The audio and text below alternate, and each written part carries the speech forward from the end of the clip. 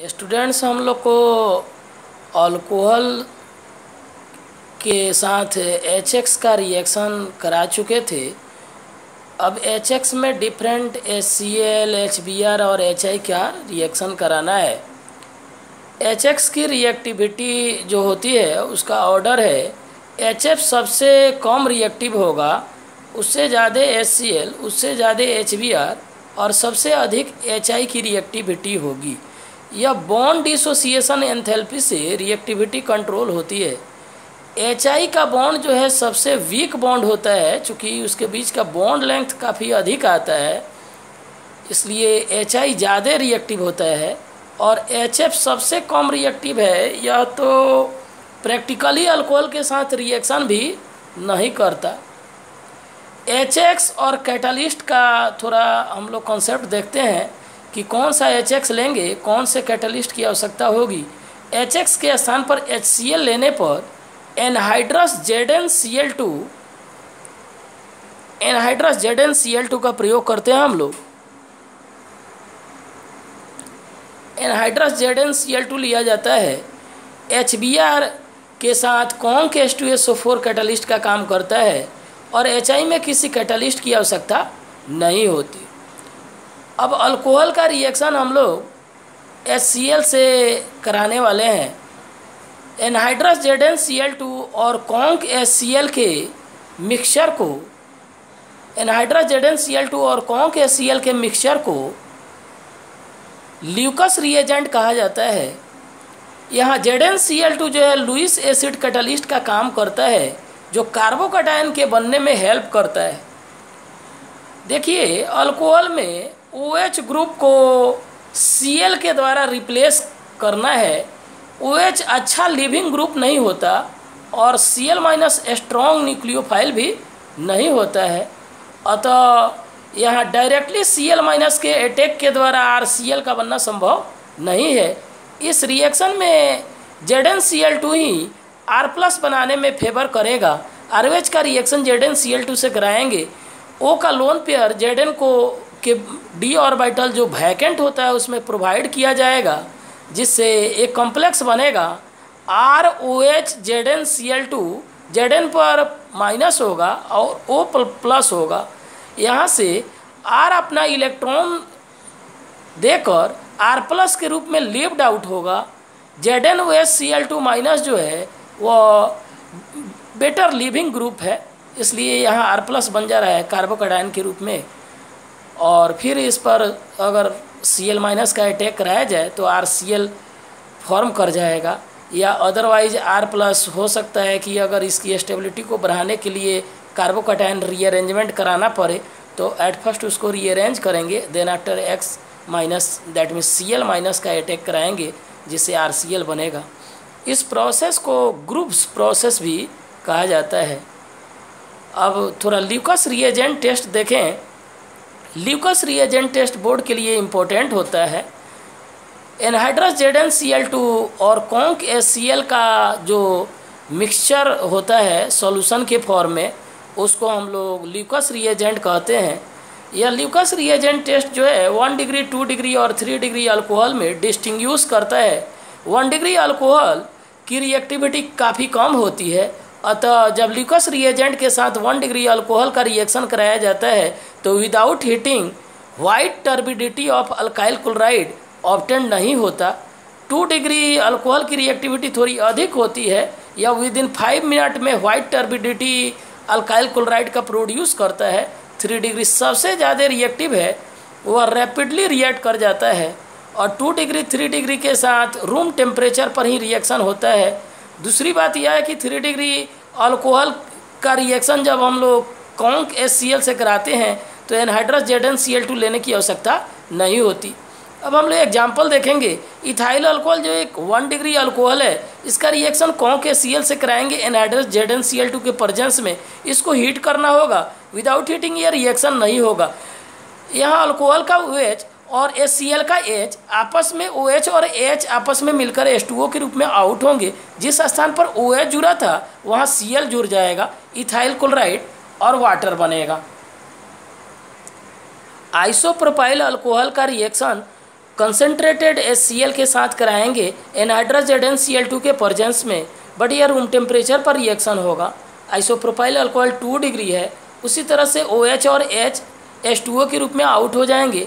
जहाँ OH था वहाँ Cl जुड़ जाएगा और आइसोप्रोपाइल क्लोराइड बन जाएगा और वाटर आउट हो जाएगा।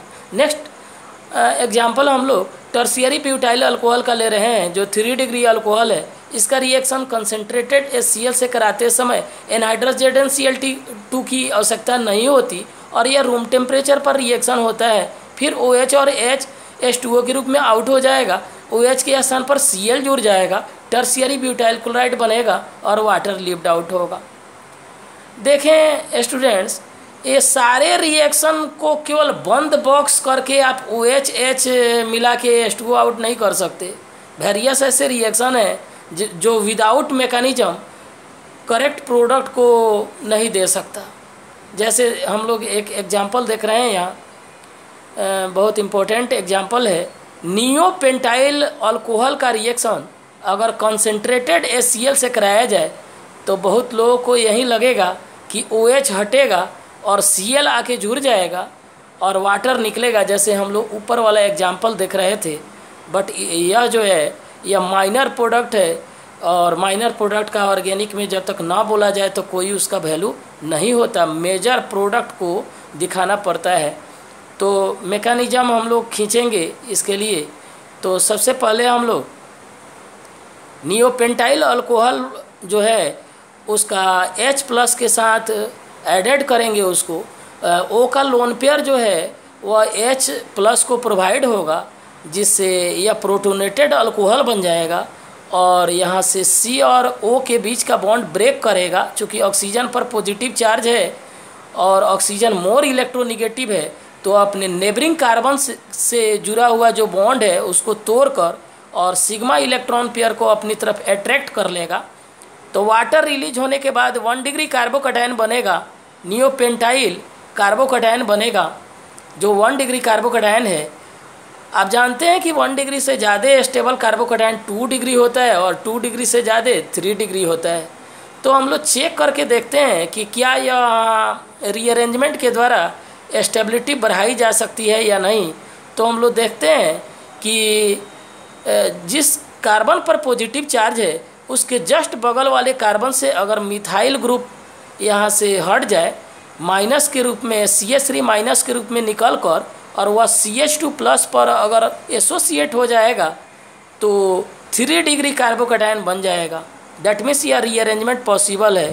तो यहाँ हम लोग 1 to CH3 माइनस शिफ्ट कराएंगे, जिससे 3 डिग्री कार्बोकैटायन बनेगा और 3 डिग्री कार्बोकैटायन मोर स्टेबल है। थस अब हम लोग Cl- का अटैक करा के और यहाँ जो मेजर प्रोडक्ट है उसको ऑब्टेन कर पाएंगे। अब हम लोग एक B नंबर का रिएक्शन देखने वाले हैं। HX में HCl से देख लिए, अब HBr के साथ रिएक्शन कराना है। NCERT में भी रिएक्शन है यह। तो अल्कोहल का रिएक्शन HBr से कराते समय 48% HBr लेना पड़ता है और कॉन्क H2SO4 के प्रेजेंस में इसको हीट करेंगे तो RBr बन जाएगा और वाटर निकल जाएगा। यह पहले वाले जैसा ही है, OH H आपस में मिलकर H2O आउट कर रहा है। इस रिएक्शन को NCERT दूसरे तरीके से कैसे लिखा है, ROH + NaBr + कॉन्क H2SO4 और इसको हीट कर रहे हैं हम लोग। तो देखिए एट फर्स्ट हम लोग NaBr और कॉन्क H2SO4 को रिएक्ट करा के और HBr ऑब्टेन करेंगे और सेकेंड स्टेप में अल्कोहल का रिएक्शन HBr से करा के पहले वाले रिएक्शन की तरह ही RBr और H2O बनाएंगे।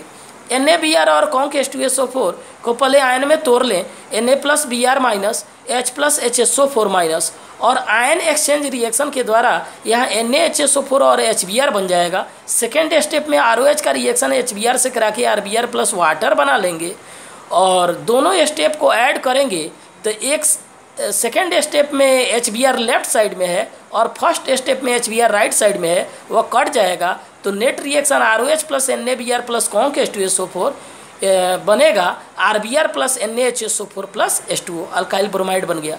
अब reaction of alcohol with HI के साथ हम लोग को रिएक्शन कराना है।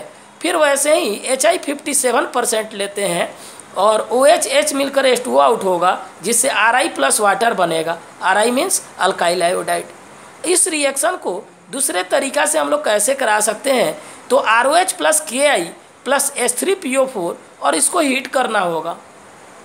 KI प्लस H3PO4 का रिएक्शन हम लोग कराएंगे तो KH2PO4 प्लस HI बनेगा।